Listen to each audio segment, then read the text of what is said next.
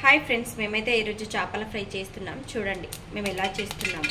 Oil అయితే వేసాం friends, వేడెక్కింది. ఇలా కలుపుకున్న చేప ముక్కనైతే చూడండి ఫ్రెండ్స్, ఇలా వేసుకోవాలి.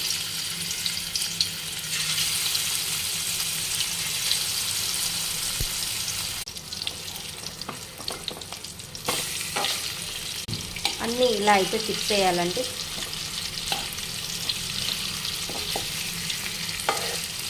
చూడండి ఫ్రెండ్స్, ఇలా అయ్యాయి.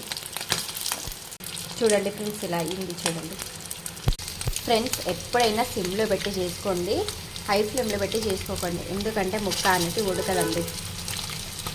సో ఇట్లా కొంచెం ఆయిల్ పోసి వేసుకోండి, ఆయిల్లో మొత్తం ఉంచకండి, అట్లా బాగుంటుందండి. ఇట్లా చేసుకోండి, ఒకసారి ట్రై చేయండి, చాలా బాగుంటుంది. ఫైనల్గా చేపల ఫ్రై అయితే రెడీ అయింది. కొత్తిమీర అయితే వేసాను. చూడండి ఫ్రెండ్స్, ఫ్రై